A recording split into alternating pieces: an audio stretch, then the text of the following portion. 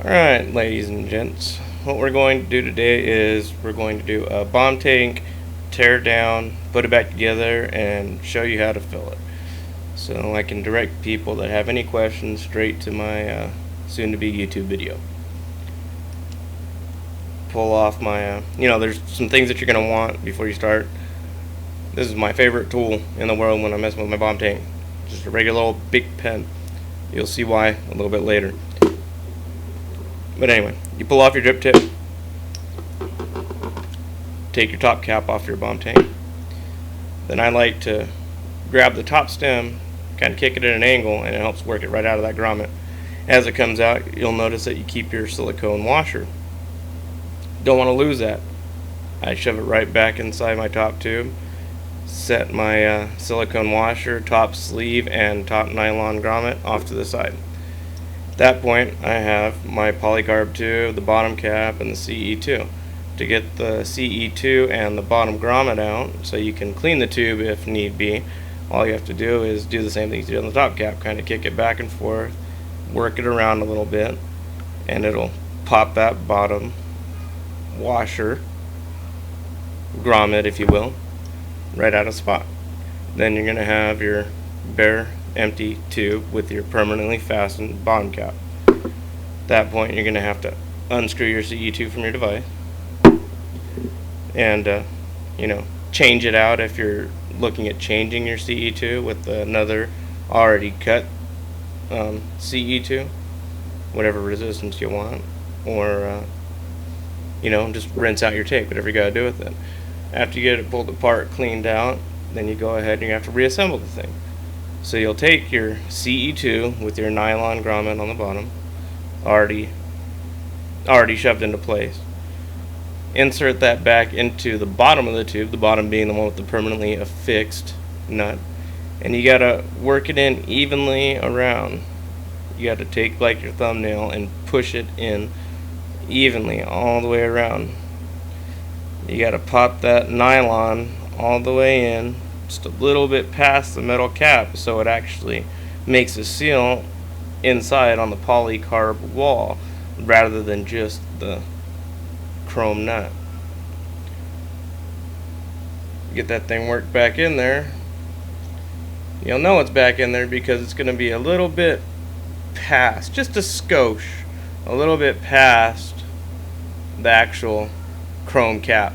The nylon will be a little bit recessed below that chrome cap. After that, what I like to do is I'll go ahead and put it back on my device of choice, thread it back into place, and then once it's on there, you can kind of work that CE2 around to wherever you need it to be in order to connect your top. Now at that point, you're basically wide open, so we should do a fill.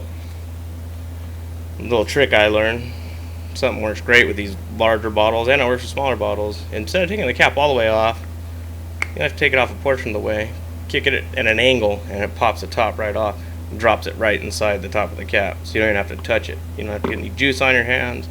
It's a wonderful thing. You take this and you pour it inside your tank.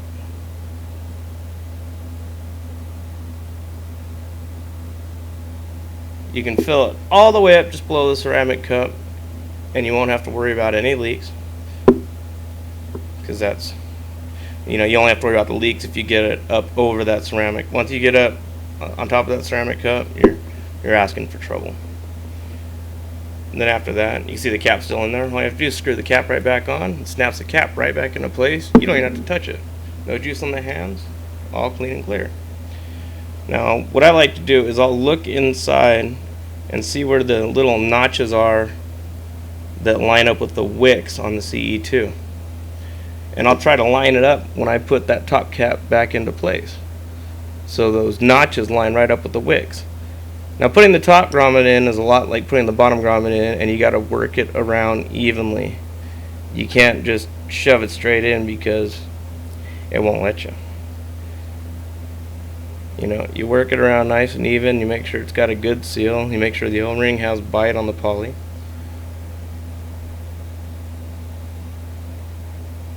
down nice and flat. It should be sticking up just a little bit above the poly. Reason being is because now you're going to put your top cap on.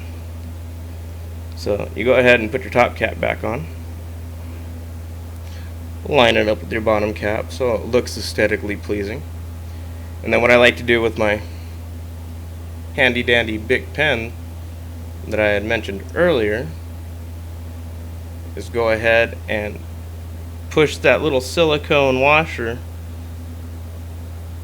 down and seat it right onto the ceramic cup.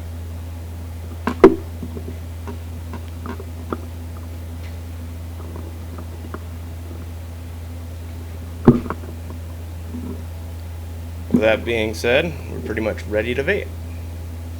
Put your drip tip back on. One thing I like to do when I'm using a CE2 tank is always make sure I wick it.